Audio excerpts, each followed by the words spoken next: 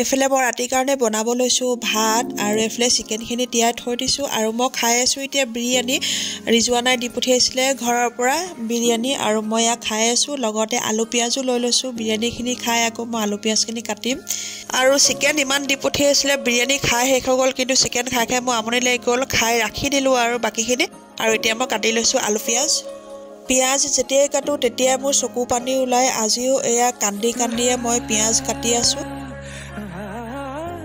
আলু আৰু পিঁয়াজখিনি কাটি হৈ গ'ল আৰু লগতে মই পাকঘৰলৈ আহোঁতে প্লেটখনো লৈ আহিছোঁ লগত ধুবলৈ আৰু প্ৰথমতে মই চিকেনখিনি বনাব লৈছোঁ সেইটো কাৰণে এখন কেৰাহীত তেল আৰু পিঁয়াজ এনেকৈ দি ল'লোঁ পিঁয়াজখিনি অকণমান ভজা পাছতেই চিকেনখিনি দি দিছোঁ পিঁয়াজখিনি বেছিকৈ ভজা নাই কাৰণ চিকেনখিনি আজি মই অকণমান বেলেগ ধৰণে বনাম আৰু আপোনালোকেও এনেকৈ বনাই খাবচোন বহুত ভাল লাগে খাই আৰু এয়া প্ৰথমতেই মই পিঁয়াজখিনি অকণমান ভাজিলোঁ ভজা পাছত চিকেনখিনি দি দিছোঁ আৰু চিকেন আৰু পিঁয়াজ মই একেলগে ৰঙা কৰি ল'ম কাৰণ পিঁয়াজ আৰু চিকেন একেলগে বাদামী কালাৰ নোহোৱালৈকে মই ভাজি থাকিম সেইটো কাৰণে গোটেই চিকেনখিনি মই একেলগে দি দিলোঁ এতিয়াই আৰু এয়া দেখিছে নহয় অকণমান গোল্ডেন ব্ৰাউন হৈ আহিছে আৰু চিকেনখিনি মই এয়া চাওক একেবাৰে ৰঙা নোহোৱালৈকে ভাজিয়ে আছোঁ কিন্তু মই ইয়াত নিমখ বেলেগ একো মা মছলা দিয়া নাই এতিয়া একেবাৰে ৰঙা কৰি ভাজি লোৱা পাছতে প্ৰথমতে নিমখ দিলোঁ আৰু নিমখ দিও মই 2 মিনিটমান এনেকৈ ভাজি লৈছোঁ ভজাৰ পাছতে দিছোঁ হালধি গুড়ি আৰু হালধি গুড়িখিনি দিও মই অকণমান 1 মিনিটমান ভাজি লৈছোঁ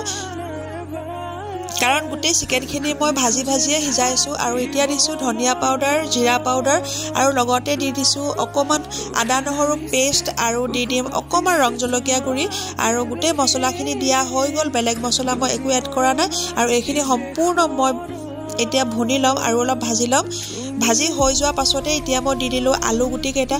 আলু গুটি কাটি থৈছিলোঁ এয়া দিলোঁ কাটি লোৱা আলু আৰু বেটাৰ এক্সাম চলি আছে সিও পঢ়ি আছে এয়া আৰু এয়া দেখিলে নহয়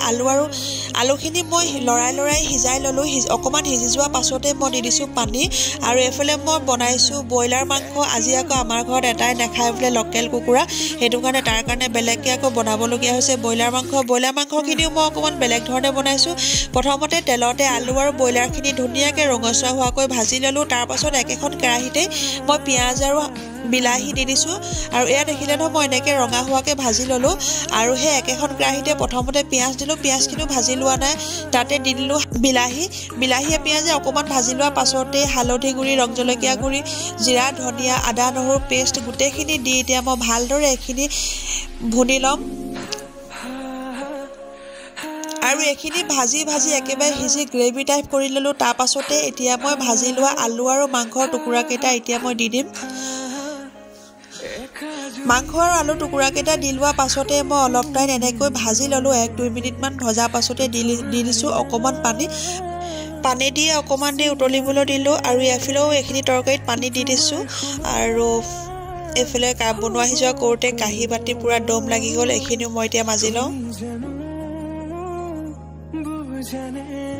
তৰকাৰীখিনি অফ কৰি দিলোঁ বহুত ধুনীয়া কালাৰ হৈছে দুইখিনি তৰকাৰী আৰু মই এটুকুৰা অমিতা এতিয়া লৈ ল'ম কাটি কাৰণ মাইক বইল তৰকাৰী বনাই দিব লাগিব লগতে ইহঁতকো ভাত দি দিছোঁ খাবলৈ আৰু মায়ে বইল চব্জিখিনি হৈ গ'ল বইল চব্জিখিনিতো মাত্ৰ আজৱান আৰু মেথি গুটি দি একেবাৰে বইলকৈ বনাই দিছোঁ